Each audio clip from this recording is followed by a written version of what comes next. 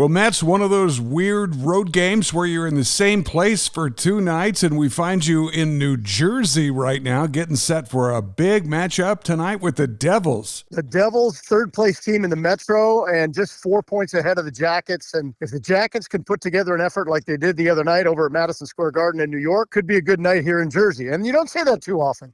Well, New Jersey's always tough as nails, but wow, beating the Rangers on Madison Square Garden ice, that was tough as nails. It was tough as nails, especially when you consider that they did not play very well on their 2 games in Florida and really came out and tried. The emphasis was to try to get more traffic in front of the net, which is hard to do, but it generally results in more success offensively. And that's what they were able to do. And the other thing that was really impressive in New York the other night was the fact that they gave up 2 shorthanded goals and all of a sudden lost a 2-goal lead, but they didn't let it bother them. They found a way to bounce back and get a big win there. Can we talk Adam Fantilli for a sec? Always happy to talk Adam Fantilli, and I always feel like I need to preface it by saying, remember, people, he's only 20 years old. Right. And he's now had 2 hat tricks in one season, one in his hometown of Toronto and one at Madison Square Garden. And I'll say it again, he's only 20. He's the only 20-year-old to ever do that, and that's pretty impressive. And it hasn't been done by somebody that young in the NHL for like 8 years. That's right. And the last guy to do it was Patrick Laine. So that tells you what kind of company